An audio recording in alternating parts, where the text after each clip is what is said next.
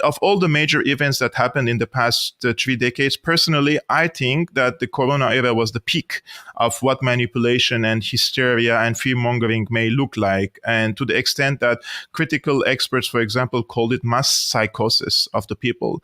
Shall we expect worst in the coming years? I know this is a pessimistic question, or is that already, or is that already the limit of what the people can accept from the governments? Yeah, I don't think COVID was the limit. I think for them, it was for them to go farther than they've ever gone before. And, based on what they learned about how people reacted to what they tried to do during the COVID era, that can allow them to, adjust certain factors and variables for future experiments in mass hysteria. So, in the US specifically, in independent media, there were people that drew parallels between COVID era hysteria and post 9/11 hysteria in the US. And I think that's definitely fair. But consider that, post 9/11 hysteria was concentrated in the United States of America, whereas the COVID hysteria was throughout the world. So it was replicating that same type of hysteria, not necessarily, and, in the 9/11 era, of course, it wasn't just terrorism hysteria. It was also biosecurity hysteria because of the intimately related anthrax attacks. So you had sort of the agenda for biosecurity in there as well, but within the United States. And this was an effort to see, in my opinion, see if they could replicate the hysteria at the global level, which they pretty successfully did. The question is, will the same people that realized they were had during COVID, but were compliant at first, how compliant will they be in future crises going forward? And so what I anticipate is that there's going to be a series, instead of having one big event, they're likely to do a series of cascading crises that do things like drastically impact supply chains, drastically alter essential digital infrastructure, specifically banking and financial systems, under the guise of cyber attacks and all of this. So during the COVID era, there was I guess you could call it foreshadowing of groups like the World Economic Forum saying, after COVID, there will be a cyber pandemic, the consequences of which will, make COVID look like nothing, essentially. Paraphrasing there, but that's essentially what was stated. And now the World Economic Forum has said, well, they said in the beginning of 2023 that there will be some sort of massive cyber event that will make COVID look like nothing. And it will happen before January 2025, which, now that we're in 2024, if they are correct, would be sometime this year. Yeah. And if you follow any of the sort of cyber attack narratives that are propagated in US mainstream media or Western mainstream media more broadly, all the cyber attackers are blamed on US empire adversary states, North Korea, Iran, China, and Russia, right? All the hackers are from there. But what they don't tell you is essentially all of the companies attributing blame for these hacks to nation states are either funded directly by the CIA through NQTEL, or they're composed almost entirely of former Unit 8200 people, which is Israel's signal intelligence unit. Wow. So these are essentially front companies for intelligence saying this nation state is to blame and they are attacking us. So the next 9/11 is set to be a cyber 9/11 that has global implications to sort of push us into some greater war. And it's likely that whatever the next one to drop, at least the United States, is likely to be blamed on Iran, just because of the extreme integration of Israeli intelligence front companies involved in cybersecurity, how integrated they are both at the US government and military level in terms of digital infrastructure, and also in the corporate world. It's very extensive and very significant. And Israeli intelligence for the past 20 plus years has been very open about having specific programs that have essentially unlimited funding to goad the U.S. into attacking Iran first, so that Israel doesn't have to launch the first strike on Iran. When it comes to the point where Israeli leadership decides that Iran needs to be engaged in a direct hot war. And Netanyahu is on record saying things like America is easily moved, i.e. he knows how to manipulate the states for those purposes. And you have sort of the return of the neocons through Trump, who ironically campaigned previously as being anti-neocon back in 2015 and 2016. But he's obviously very firmly ensconced in the foreign policy goals of the neocons, which is, ultimately directed by, Israeli foreign policy goals, as I said earlier. So Netanyahu, and if Trump comes back to power, as even the World Economic Forum is suggesting is what will happen, then you will have a return to, the same foreign policy team that brought you the assassination of Qasem Soleimani, that tried to do coups in Venezuela. The whole idea that Trump was this anti-war president is frankly absurd. He didn't start any new wars. He continued the same ones, and they attempted to start new wars, but did not do so successfully. His national security advisor for a good part of his administration was John Bolton, the most notorious Iran war hawk of all. So to think that this wouldn't happen under Trump is, you're living in la la land. His foreign policy goals are dominated by Israel, and it's the same as the neocons at the end of the day. So if there is some sort of cyber attack blamed on Iran, which again the blame is being laid by these intelligence front companies, that gives them the pretext for war.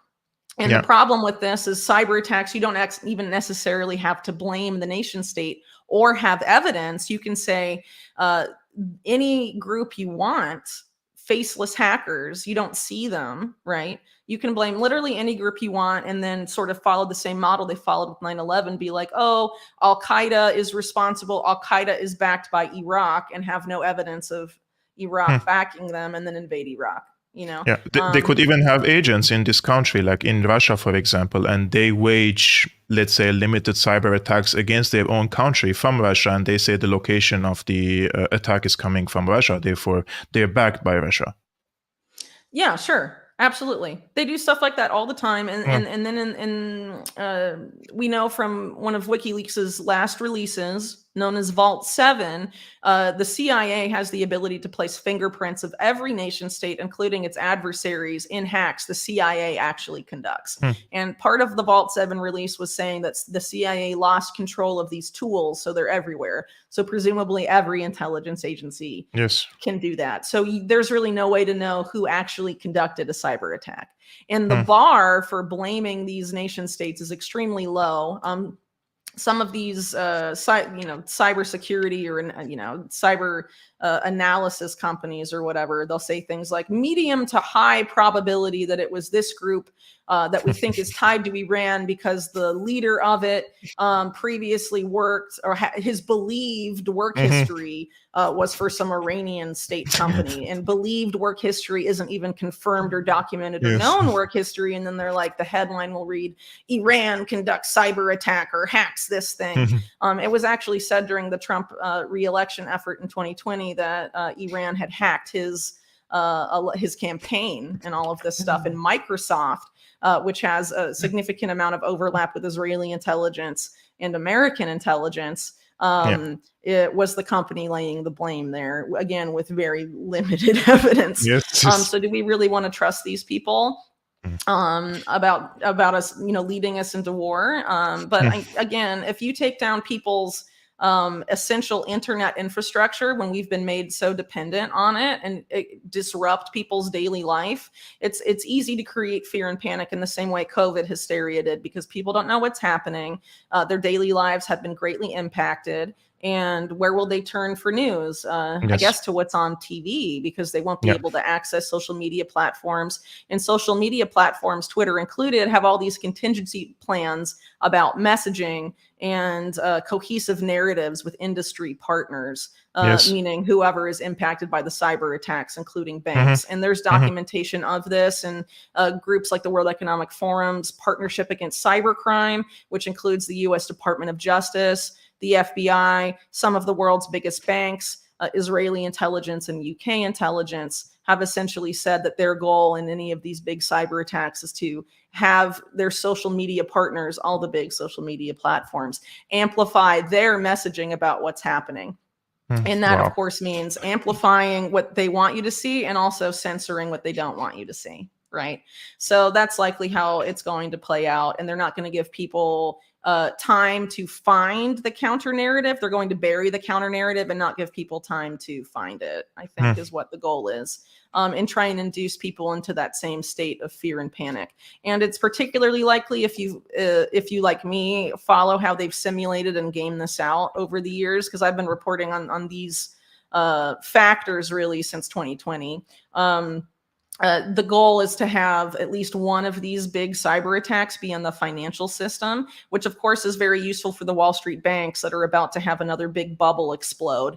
And they don't want to be left holding the bag in 2008 that creates protests against them and they're to blame. And, oh, the Wall Street banks have stolen from us. They don't want that.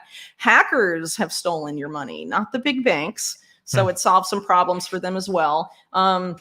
But if people can't access their money, of course, there'll be a large amount of panic, and we will do anything to get our money back. Give us our money back. And they'll say, oh, well, in order to get your money back, we have to do X, Y, and Z. And that could be anything from declare war on the people blamed responsible, the hackers that steal your money and your crypto or whatever, which increasingly has those type of attacks have been blamed increasingly on North Korea, the so-called Lazarus group, which the evidence tying that to North Korea is very slim, very, very slim. So it really could be any entity masquerading quite easily with this whole Vault 7 fingerprint thing, as I mentioned earlier, as North Korean hackers.